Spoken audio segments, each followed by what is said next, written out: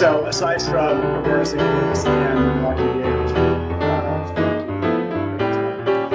you have not applied to any other healthcare system for a comparable position that you had at ProHealth. Correct.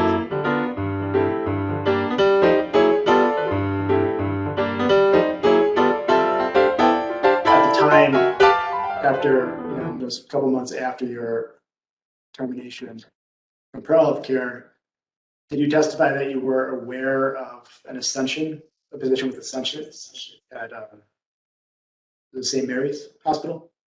Yes. And that was a 45. I don't know that it was 2018. I don't remember the date. Okay.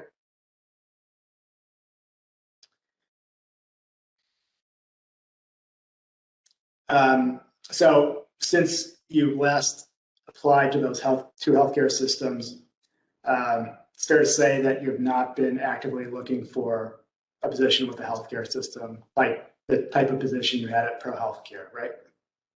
That is correct. You've been focused on your small business, right? Yes. Do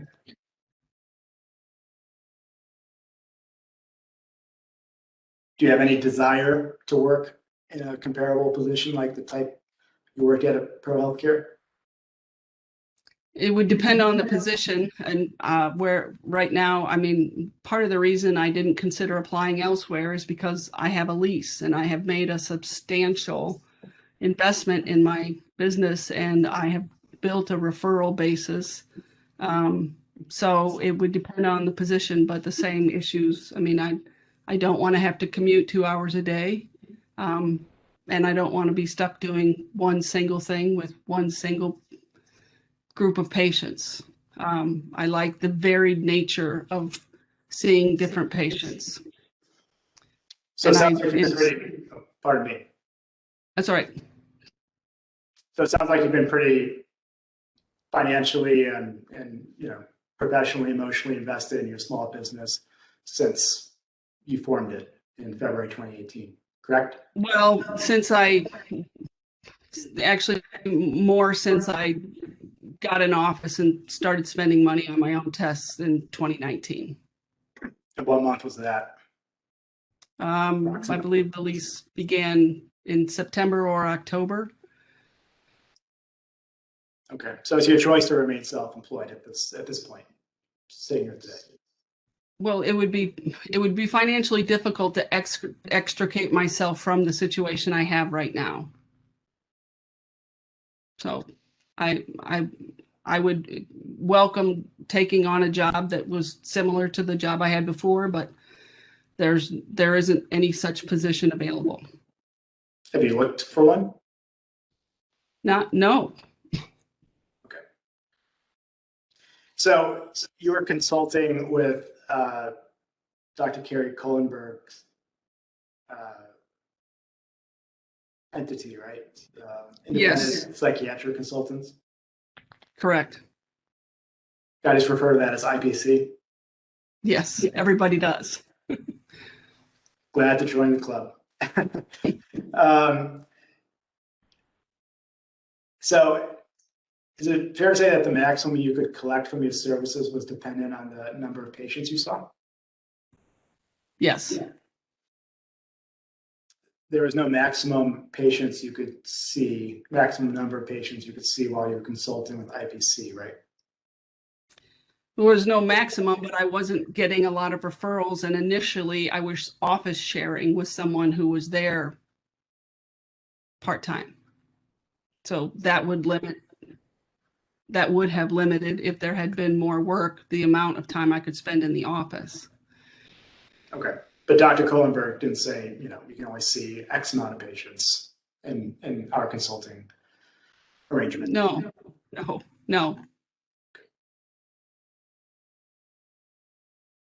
You had the ability to decline to see patients too, right? Yes. You declined to see patients with a certain type of health insurance. United Behavioral Health, yes. And you don't see teenagers. Well, that's not declining to see patients. Yeah. I'm not qualified. I don't feel qualified to evaluate teenagers.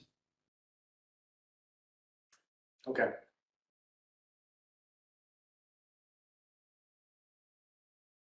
And you testified that the COVID-19 pandemic, which I think we can agree on had nothing to do with ProHealth Care, slowed down your patient referrals, the number of patients you saw during the January to June 2020, was it? Right. Okay, that's all And I have. the resumption of seeing patients was quite limited. I mean, a lot of it was done virtually, and very few patients were seen very few patients did I see in person. Okay, that's all I have for you today, Doctor. Thank you. All right. Attorney Planting, any other redirect for Dr. McMurray? Yes, just a few. I think we're all familiar with, every hospital has pediatrics and so forth. How common is it for there to be neuropsychological clinics in a healthcare hospital setting? Not so uncommon anymore. Large healthcare systems usually have a reasonably healthy neuropsychology section.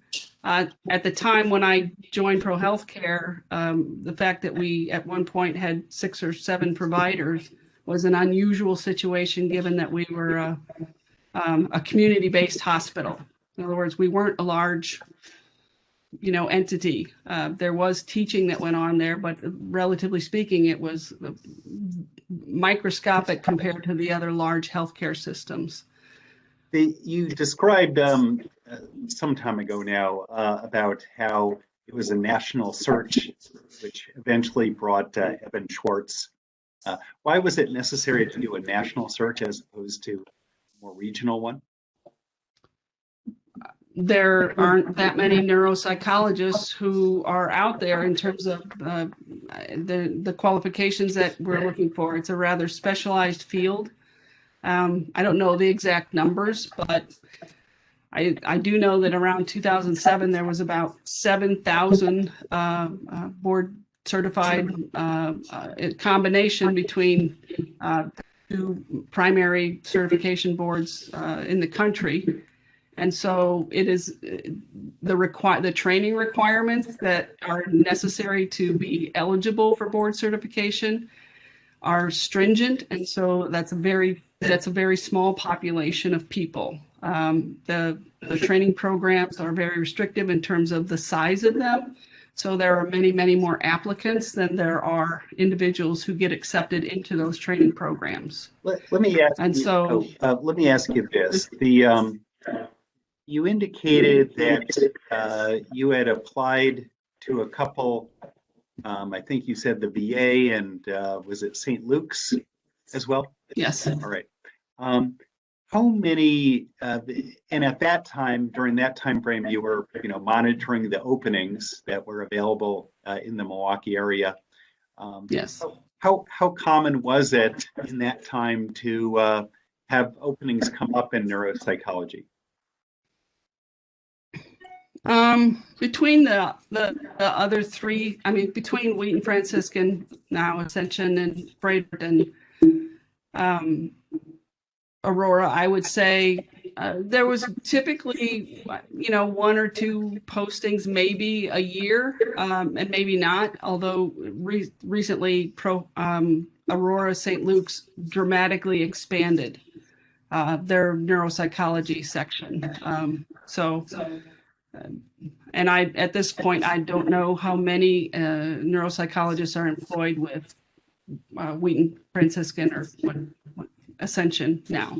And when did you make the transition from Kerry Kohlenberg referrals to opening your own office?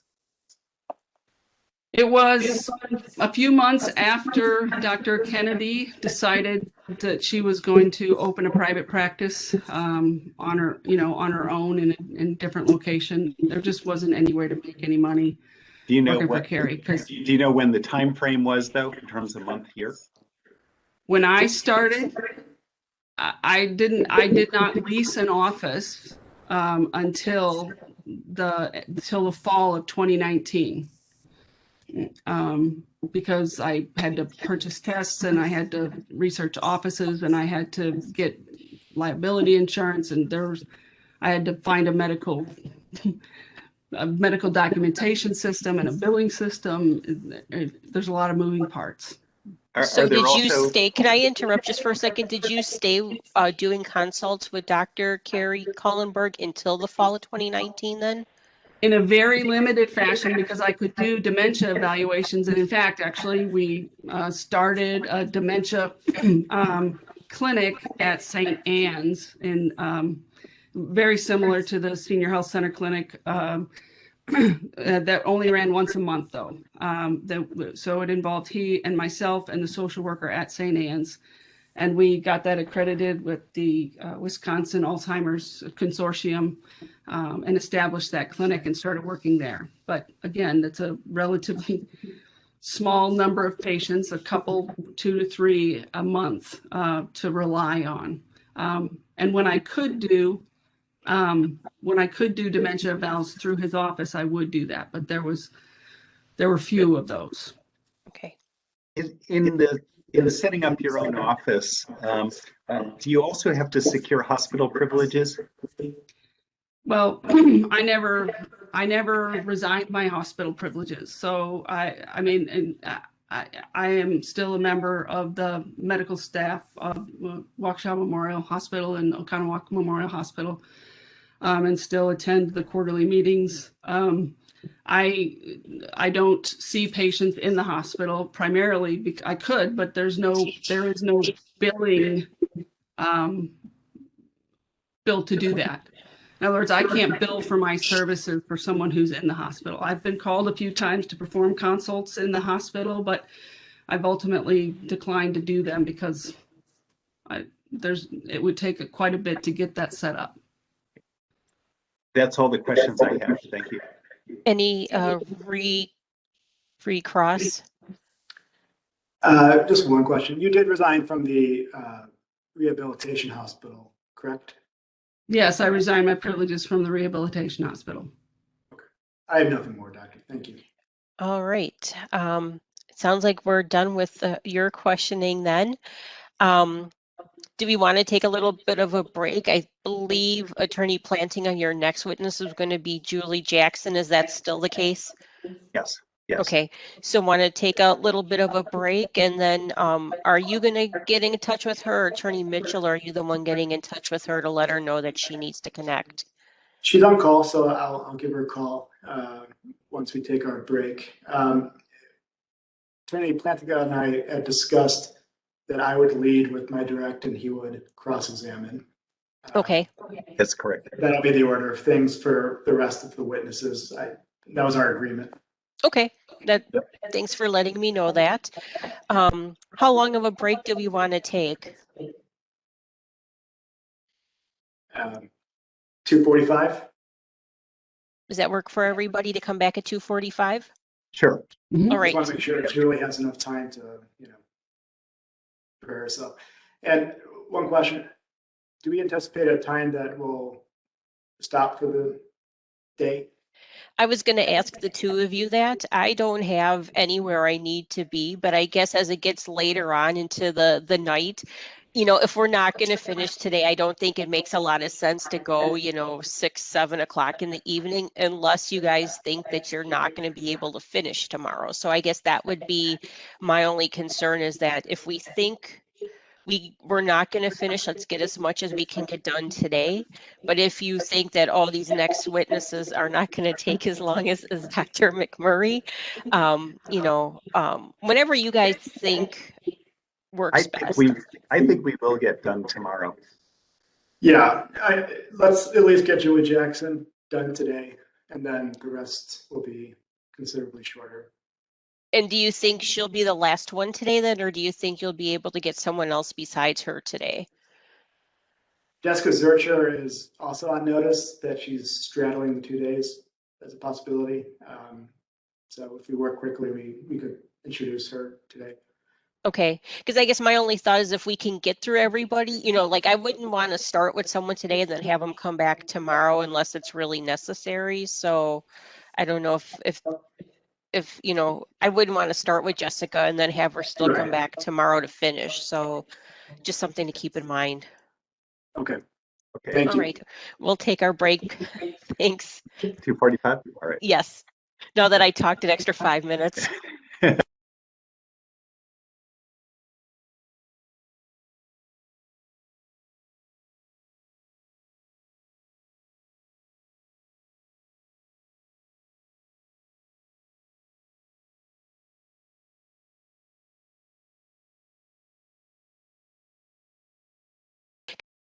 We just came back from a break and we are calling our next witness, which is Julie Jackson.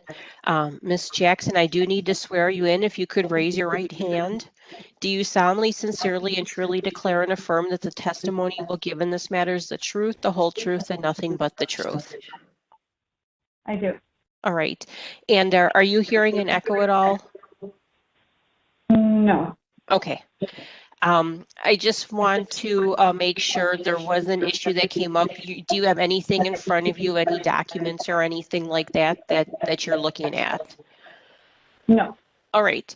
And so the way that we're going to do this is Attorney Mitchell is going to start by asking you some questions. He represents ProHealth Care, and then Attorney Plantinga, who represents Dr. McMurray, is going to ask you some questions, and they may be going back and forth a little bit in that regard. I may jump in as well and ask some questions. If at some point you either don't hear us or don't understand the question that's being asked of you, just let us know that. So with that, Attorney Mitchell, you can go ahead and start with your questioning of this witness. I guess I should ask you, Ms. Jackson, to spell your name for us. I don't think I asked you to do that, just so we have it for the record.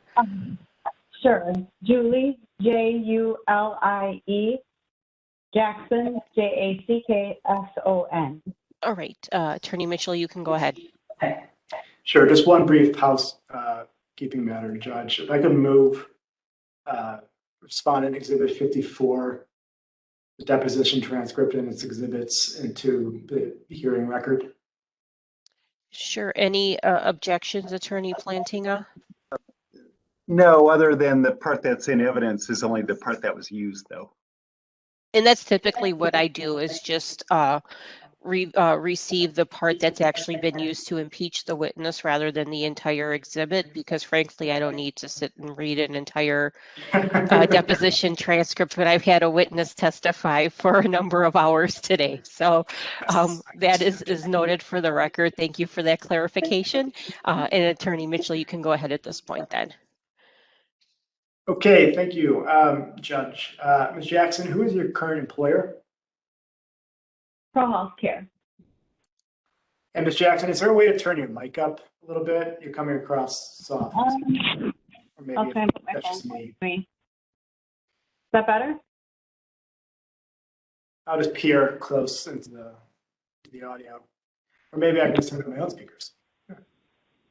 Is that better? I just turned on my own speaker, so yes, it is. Thank you. Oh. Okay, Ms. Jackson. I'm not supposed to laugh. What is your current position, Ms. Jackson? I'm the Vice President of the Continuum of Care at ProHealth Care.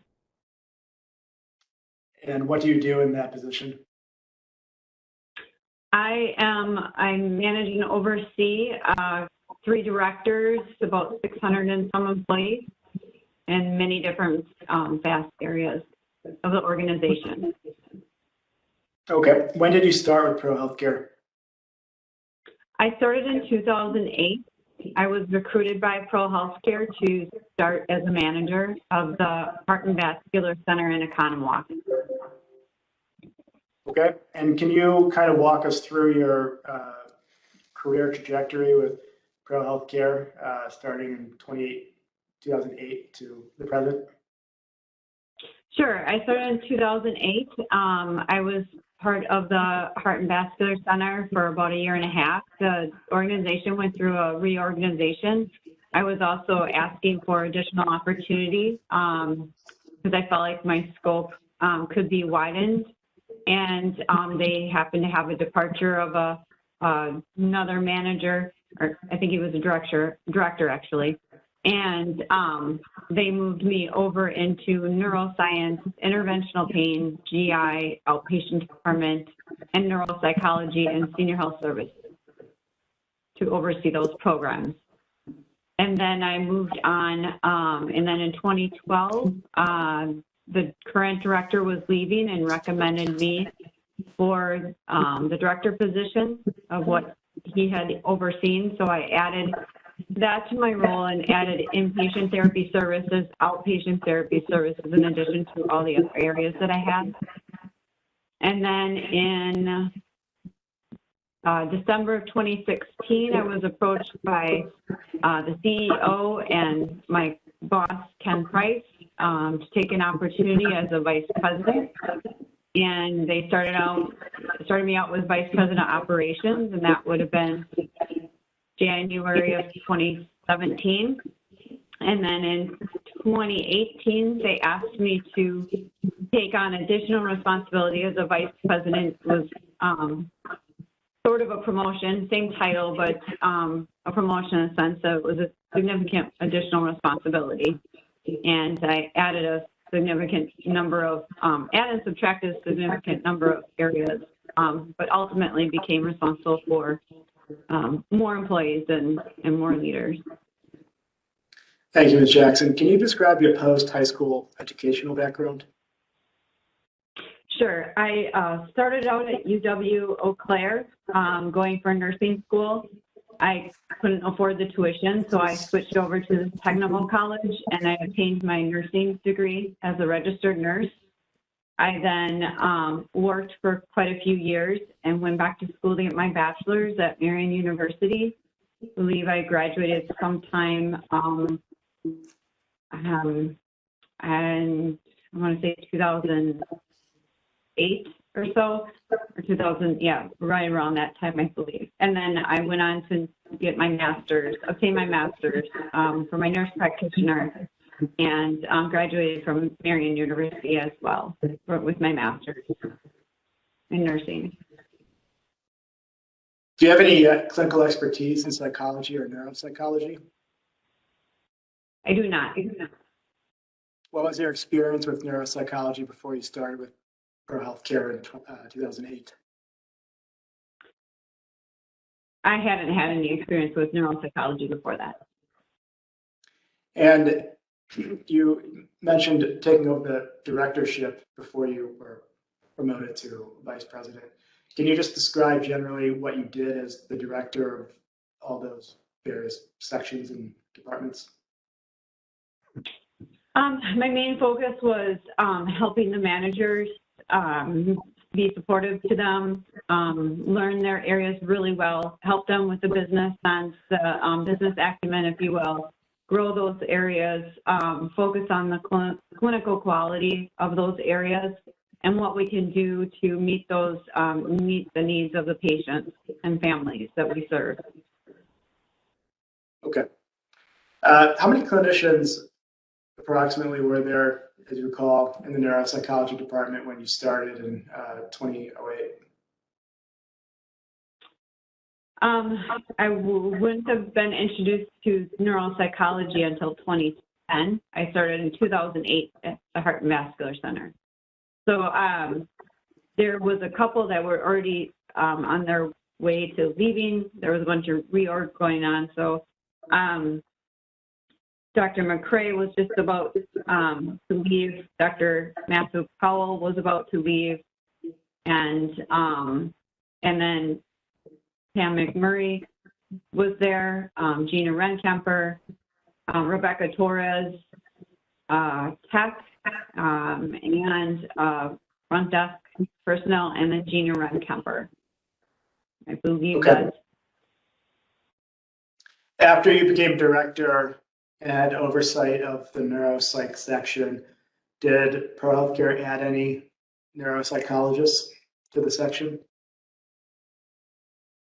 Any neuropsychologists that what? I'm sorry, I didn't understand. Did ProHealth Care hire any neuropsychologists after you became director? Correct. They did. And They who were those? They hired Diane Mosnick and Evan Schwartz. Does the neuropsychology section have any sort of leader? Yes, there's instead of a medical director, they're called a clinical director because they're not a medical doctor. So they're called a clinical director of the department. And what are the functions of a clinical director in the neuropsychology section?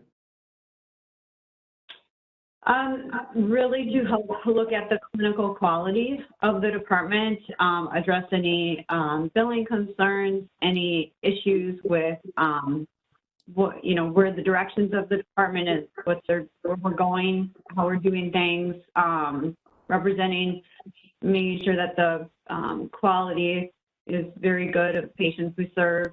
If there's any issues within that section, to help investigate, take a look at it, and help us figure out what we need to do next. Is the position more clinical in nature or administrative? It's more it's a combination, I would say. All right. Who was the clinical director when you became director?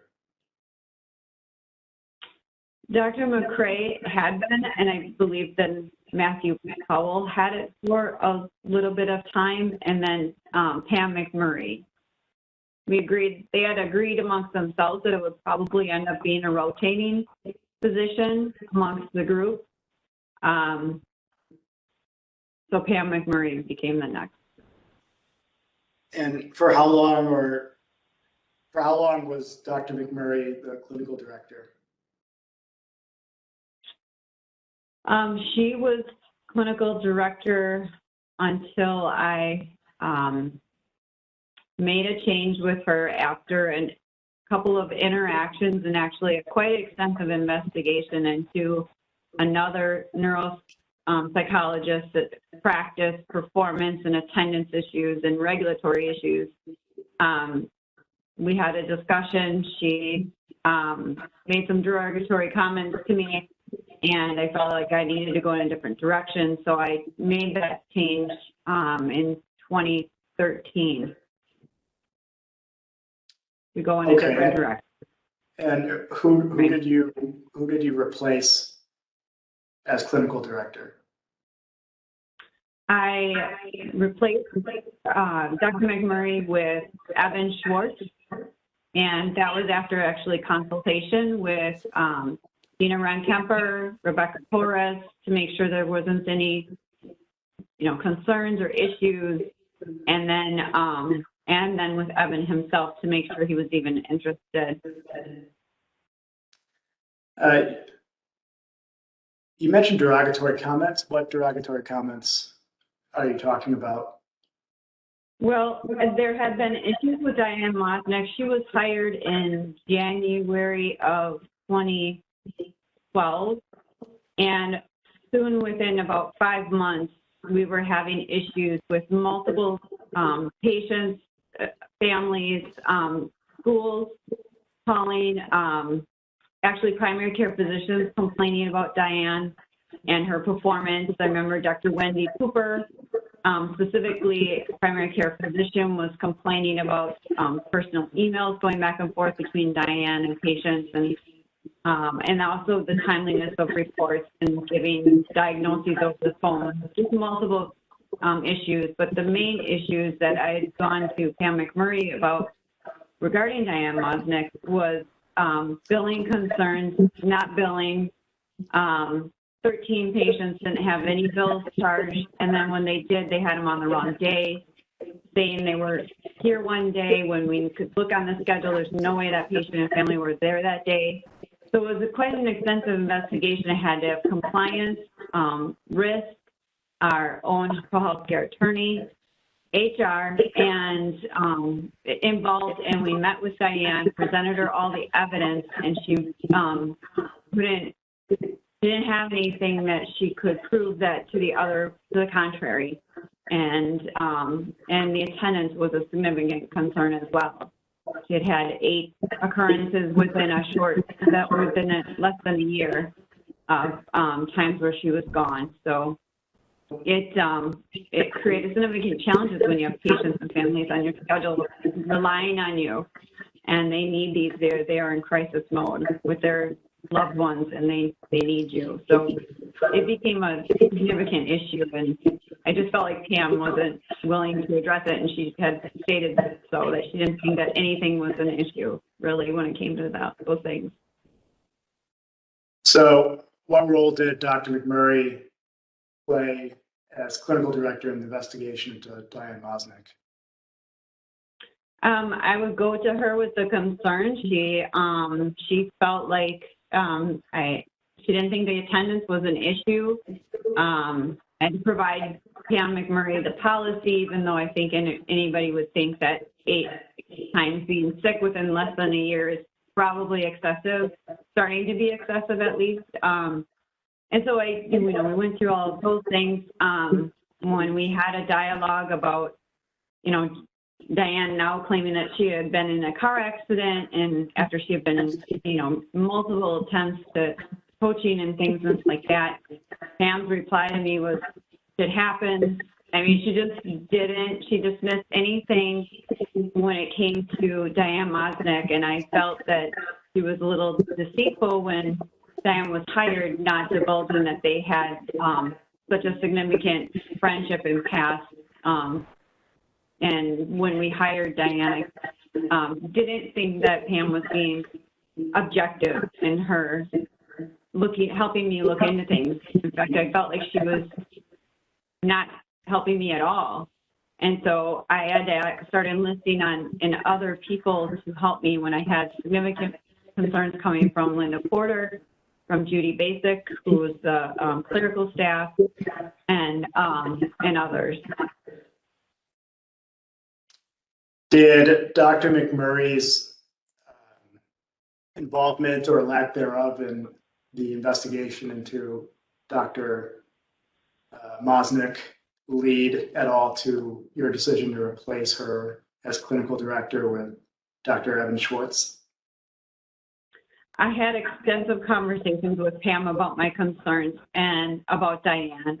And I did talk to her about feeling like she was not helping us get down to the, bottom of things, and that I needed her guidance and assistance, especially as a clinical director, to really investigate, help me look at everything, because she was putting the organization at significant risk, Diane Mosnick was. And it was extremely concerning, especially when I have an attorney telling us that we could be sued for, from patients and families for the lack of response from Diane, the lack of the billing compliance issues. So when I had an extensive conversation with Pam about my concerns and feeling like she was not helping me, she said, well, I dare you to find a different clinical director. And she pointed her finger at me when she said it. It was like, that's not how I have anybody in ProHealth Care ever treat me. It's not how I would ever treat somebody else. Obviously, this is not going to work, and I need to go in a different direction. And I was very honest with her about it. Obviously, she didn't like that answer. But so I started What qualities did you see in Dr. Schwartz that led you to appoint him clinical director of the section? Well, first of all, you really want this person to be full-time. Diane wasn't an option. She was having such significant issues. Obviously, I couldn't have her because that's where all this was stemming from. Pam was, the issues Pam, but then that leaves Gina and Rebecca Torres, who are both part-time. I really needed somebody full-time, and I really needed somebody who I felt was collaborative, more of an innovative thinker, willing to help take a look at things objectively, and make sure that we are doing the right thing for the right reasons for our patients and our families, and are serving our primary care physicians the way that they need us to help them with their patients. And so Evan had a lot of qualities that he was collaborative. He wasn't combative or bullying. He was innovative as far as working with a neuro-oncologist and starting a clinic to help be supportive to patients that are going through brain cancer diagnoses, and how neuropsychology could help with assessing the patient and helping them come up with a plan of their symptoms and how to manage. So there's a whole list of things that he did to show that, and I had support from Gina and Rebecca in making that decision. Okay, let's back up a little bit to the hiring of Dr. Schwartz. Did you have a role in hiring Dr. Schwartz? I did. But I was with everybody else. I wasn't like the main person. I always left that up to the clinical director to do most of it, because I felt like their expertise, I could assess emotional intelligence and the teamwork and all of those other things, but I wanted them to always be able to get down to the neuropsychology clinical skills. So they made the recommendations, and I would collaborate with them on that decision.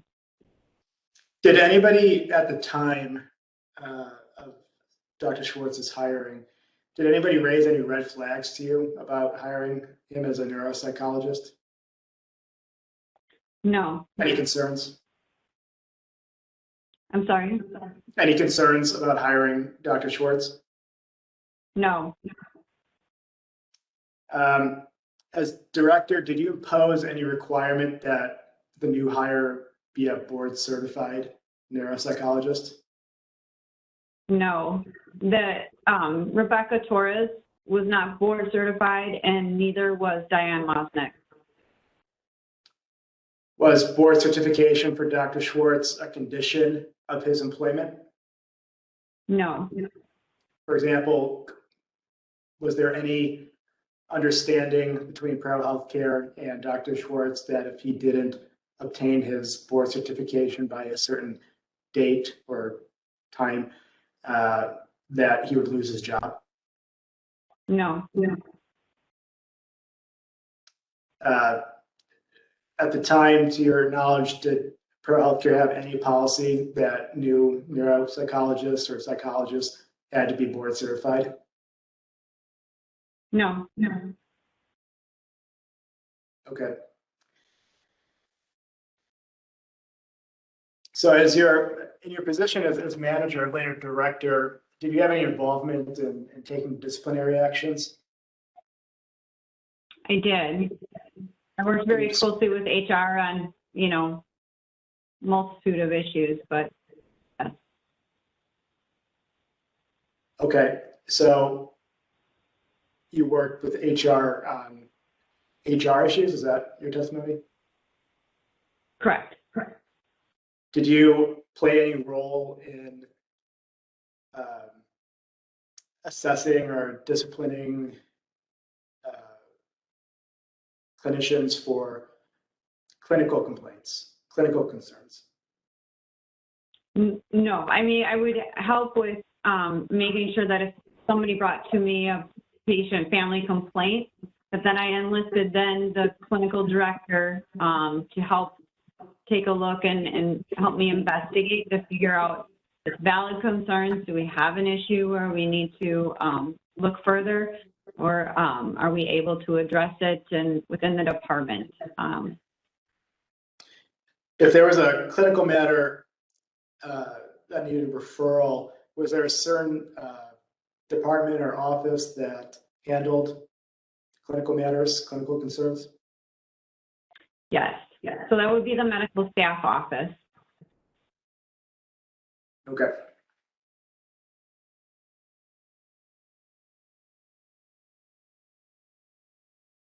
So how would you describe your early interactions with Dr. McMurray before Dr. Schwartz became clinical director and the Diane Mosnick investigation?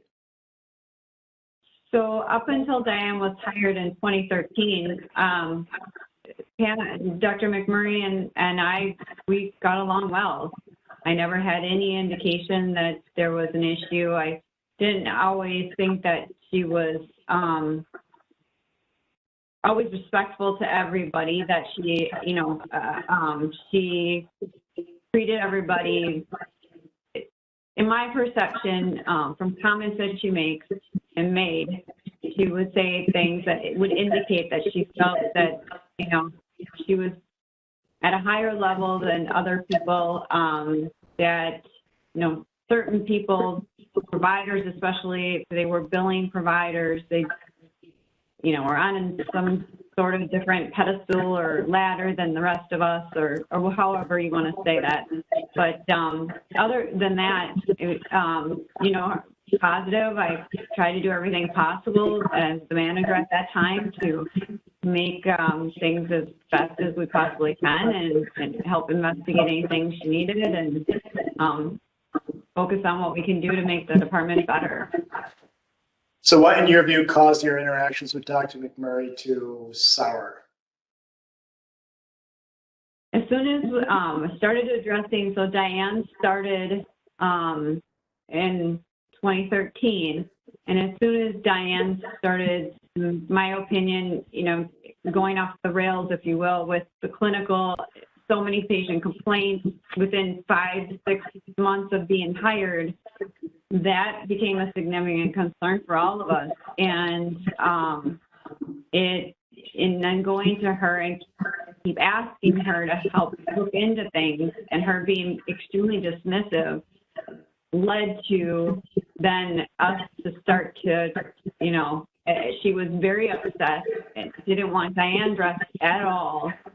And when I went to her to say, I have all these people in the organization saying that Diane's doing X, Y, and Z wrong, and this is a significant risk for our organization, and let alone, the impact on these patients and families and their children, is not right.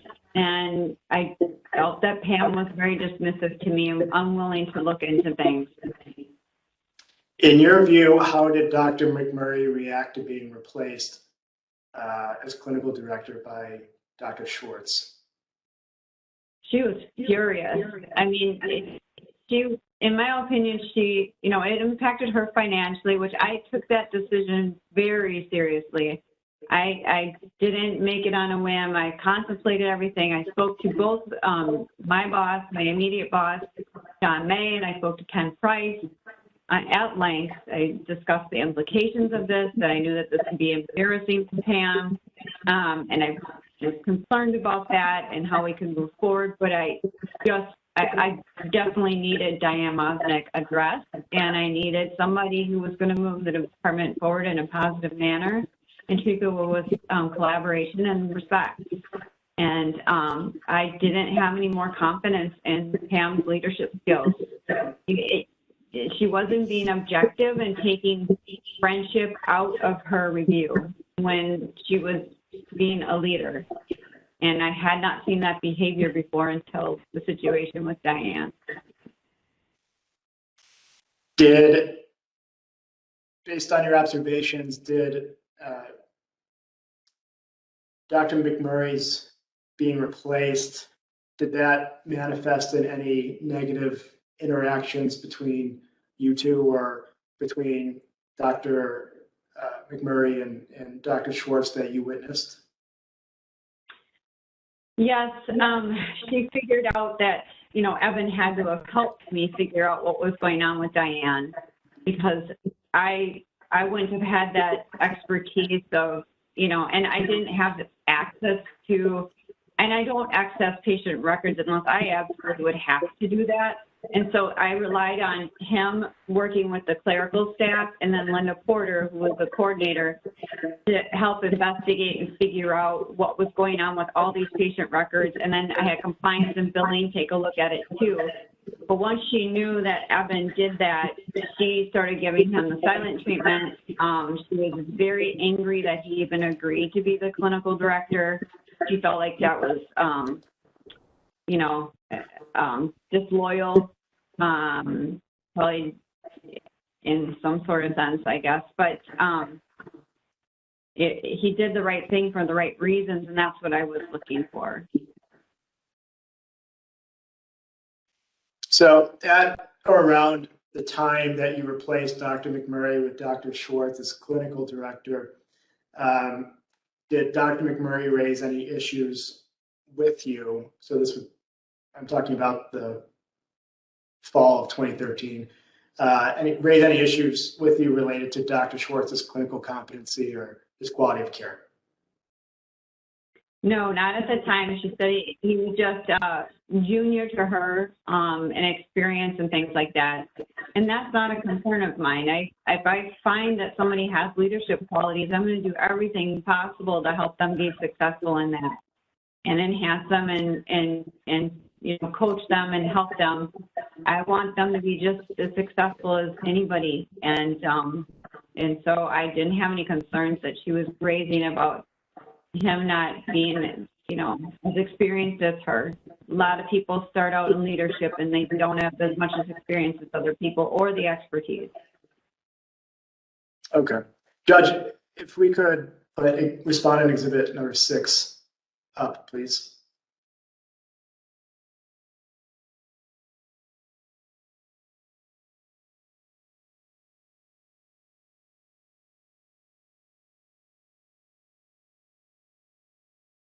Can you see that, Ms. Jackson?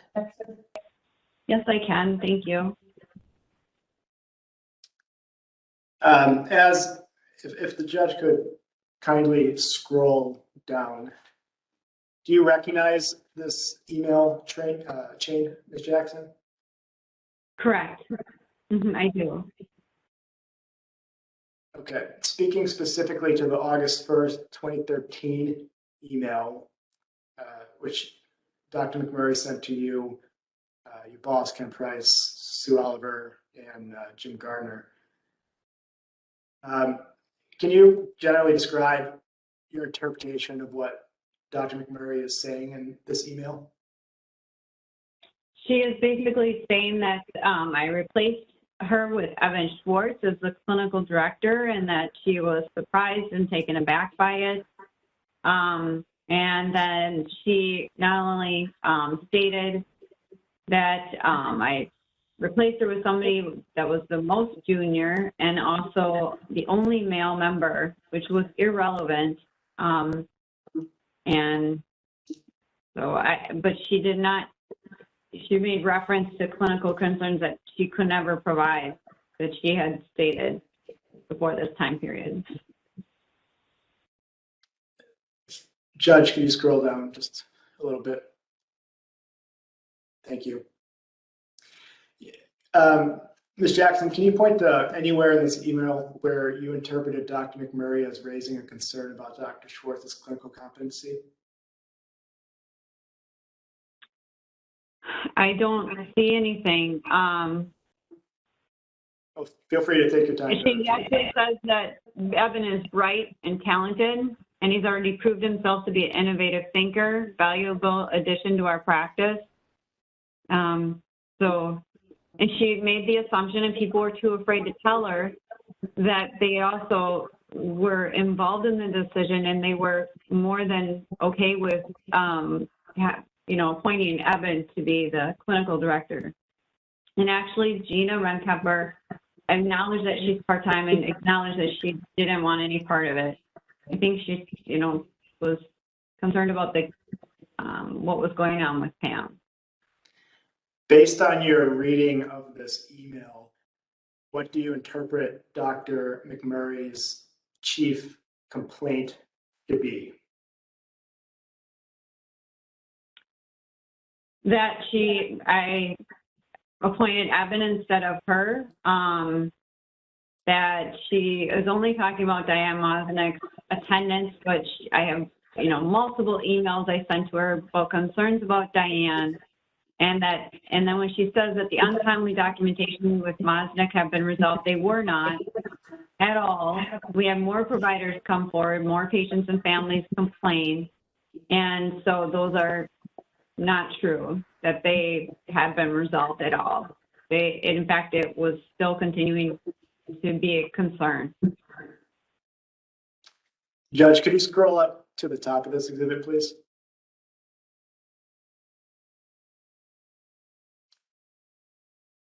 So it appears that this is an email from you, Julie, dated October 4th, 2014 to Dr. McMurray.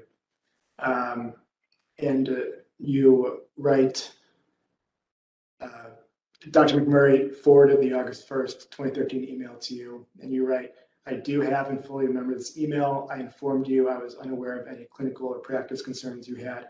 Brought to my attention besides the argument, he was still learning. Did I read that correctly? Correct. Is that what you wrote and what I just said remain accurate, or accurate understanding of that August 1st, 2013 email? Yes. Okay. Judge, I think this is already in the record, right? Yes, it is. Okay. If I may pull up, or request that you pull up respondent exhibit number 5, please.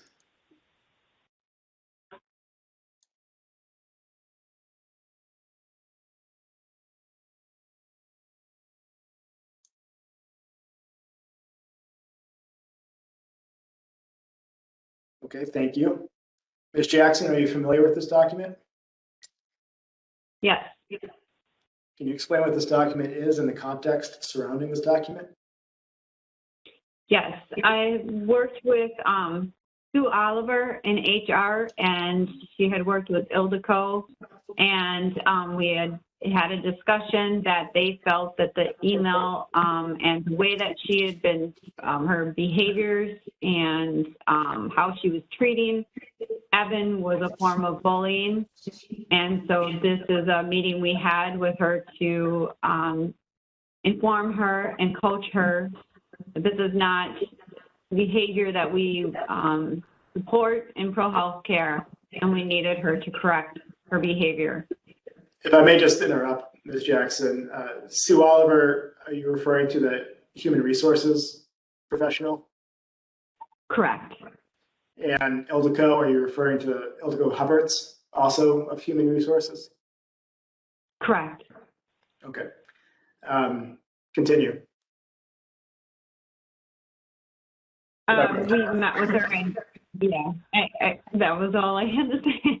Okay. Well, then it looks like here the performance document makes reference to a October 1st, 2014 email titled My Clinical Schedule and Hours. Judge, if I could have you please show the witness respondent exhibit number 3.